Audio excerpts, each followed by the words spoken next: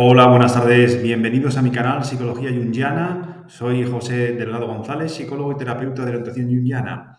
En este vídeo de hoy vamos a continuar hablando de la psicoterapia de orientación junguiana, tal como hemos venido hablando en los últimos dos vídeos. Y en este caso nos vamos a referir especialmente a una serie de experiencias que los pacientes experimentan como hitos, en realidad, en lo que sería el proceso psicoterapéutico de orientación junguiana, ¿vale?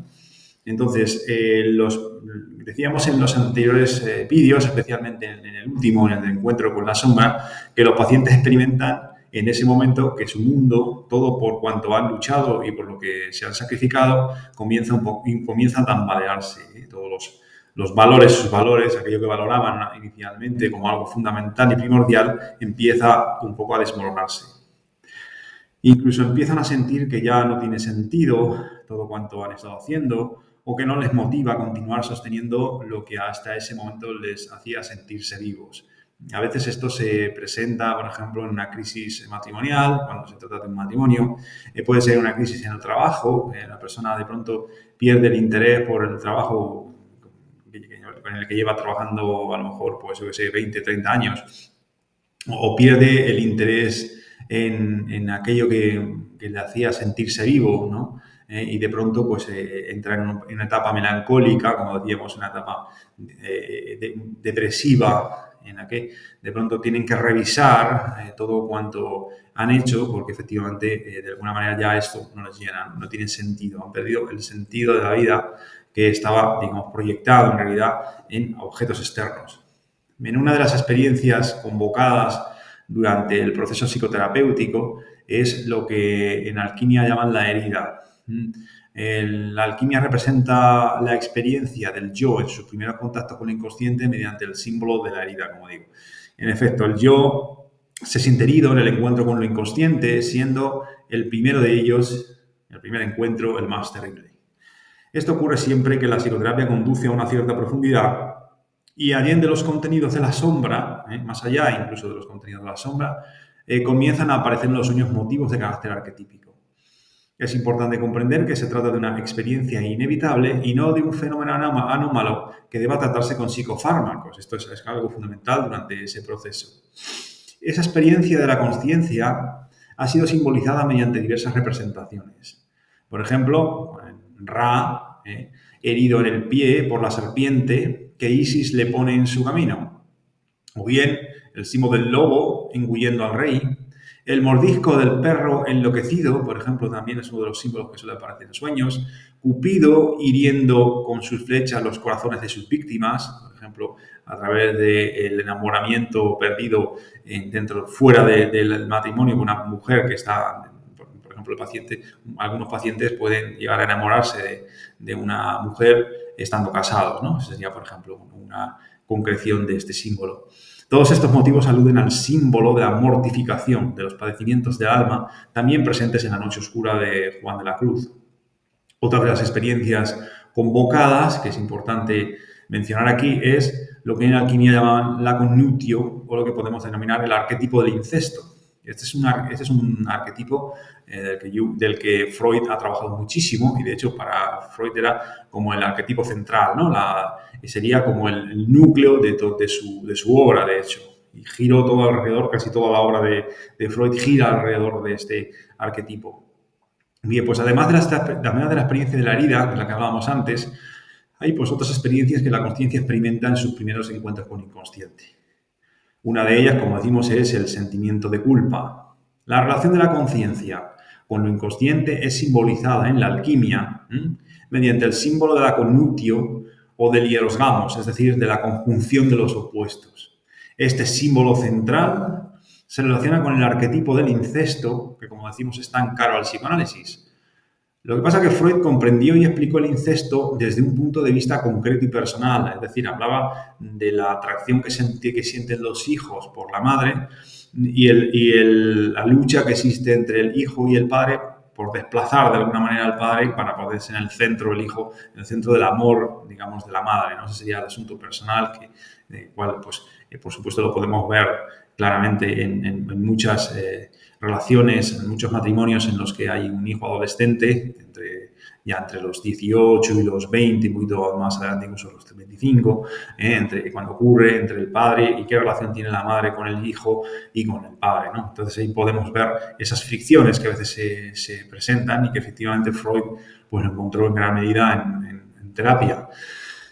Pero en realidad debemos entender esto un poco más allá que desde el punto de vista personalista, porque Freud se refirió al tabú del incesto desde un punto de vista también personalista, siendo el padre como el responsable de instaurar la prohibición del incesto, ¿no? La prohibición de que se pueda romper o casar o relacionar casi desde el punto de vista sexual con su propia madre, ¿no? Sin embargo, además de este punto de vista, el incesto puede comprenderse como un símbolo arquetípico, como venimos diciendo, y por tanto alude a la experiencia de un retorno a la fuente o al origen, a la madre, de la conciencia, que es en realidad lo inconsciente. Es el sumergirse la conciencia de nuevo en lo inconsciente. Entonces eso sería como la comprensión del arquetipo del incesto desde un punto de vista simbólico, no concreto. De hecho, el título de mi primer libro, El retorno al paraíso perdido, la renovación de una cultura, se refiere a esa experiencia concretamente. En sueños suele representarse esta experiencia mediante un retorno a la infancia y puede surgir símbolos como, por ejemplo, el árbol representando a la madre, el arquetipo de la madre, el jardín en el centro de una estructura circular o bien la fuente. A través del tabú del incesto se prohíbe la unión del yo con lo inconsciente, dado que en el proceso evolutivo la conciencia tiene que hacer un tremendo esfuerzo por separarse de la madre, del origen, de la infancia, a fin de cuentas de lo inconsciente, de la vida inconsciente e instintiva, para conseguir una posición de madurez y de responsabilidad separada del grupo familiar. Entonces, por supuesto, en la primera etapa de la vida es un trabajo que gira alrededor precisamente de esto. De hecho, la adolescencia es comprendida precisamente como el paso de la niñez a la adultez, precisamente. Y lo que se busca es la independencia precisamente del grupo familiar, crear un otro grupo diferente, otro núcleo familiar, digamos, distinto del grupo original, diferenciarse del grupo original. Bien. Un ejemplo de este proceso y de la prohibición del incesto lo podemos ver, por ejemplo, en la saga del Padrino. Y al final de la película hay una saga que es muy interesante para poder ver esta prohibición del incesto y la importancia que tiene.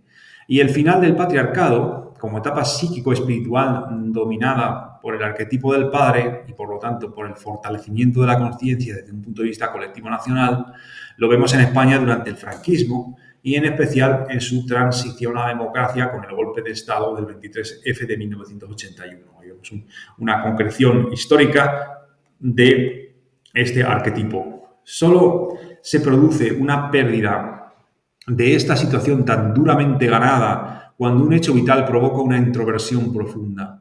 Es decir, cuando el adulto ya ha conseguido la independencia y la autonomía del grupo familiar y está asentado de alguna manera dentro de la sociedad, entonces cuando se ha ganado esto, de pronto pueden venir hechos vitales, como nos comentaba antes, que dan lugar precisamente a que de alguna manera se desmoronen, digamos, los valores que antes se tenían como sacrosantos. Entonces, un ejemplo de tabú del incesto lo hallamos en el Decálogo del Antiguo Testamento, por ejemplo, concretamente en el segundo mandamiento, en donde se prohíben expresamente las imágenes.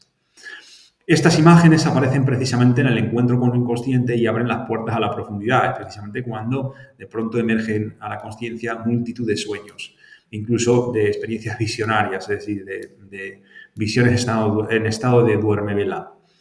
Que esto ocurra, que exista una prohibición expresa al retorno al origen, significa que el acceso de la conciencia a la profundidad no es adecuado ni apropiado, sino solo para unos pocos transgresores de la ley.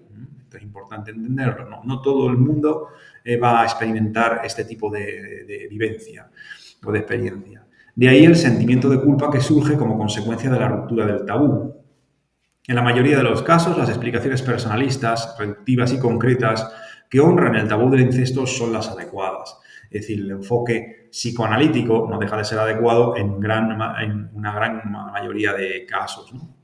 ¿Por qué? Pues mira, porque un yo inmaduro podría sufrir todo tipo de desgracias si tuviera acceso al inconsciente, como por ejemplo un brote psicótico, una esquizofrenia u otro trastorno mental grave, salvo en aquellos casos en los que efectivamente el destino les marque como como vocación precisamente tener este tipo de encuentro mucho antes, que a veces ocurre.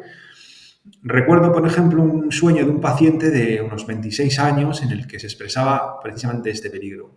En la estera aparecía el soñador queriendo mantener relaciones sexuales con una mujer desconocida, en este caso era algo inconsciente, la madre, por la que se sentía muy atraído, pero que no llegó a consumarlas porque se dio cuenta de que su falo era demasiado pequeño, era un yo inmaduro, todavía estaba inmaduro para el encuentro con lo inconsciente.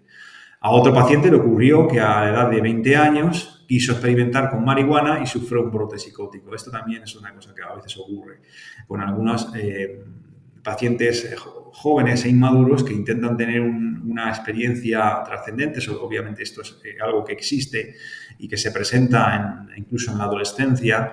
Hay un deseo de alguna manera de ir más allá de los límites, y en este deseo de ir más allá de los límites pues a veces se utilizan drogas como la marihuana. Esto hace que se pueda abrir, digamos, una puerta hacia lo inconsciente. El filtro que hay que separa la conciencia del inconsciente se hace más permeable y entonces emergen contenidos del inconsciente, y entonces se pueden dar lugar a un brote psicótico cuando la conciencia es inmadura para poder asimilar y acoger de alguna manera esos contenidos que emergen de manera abrupta a la conciencia. ¿Vale? Entonces, en este sentido, hay que tener mucho cuidado con los pacientes que sean jóvenes, especialmente en cuanto al encuentro con la profundidad. Como digo, esto a veces ocurre de manera espontánea, no porque se produce un brote ni porque la persona tome marihuana, sino sencillamente porque forma parte de la vocación de la persona. Entonces, en esos casos hay que trabajar los contenidos de lo inconsciente para que el yo, que a veces es inmaduro, pueda comprender lo que esto supone.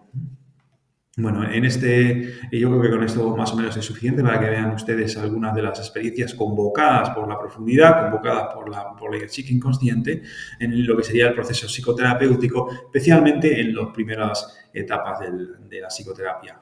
Así que, sin más, me despido de ustedes y les agradezco mucho su atención.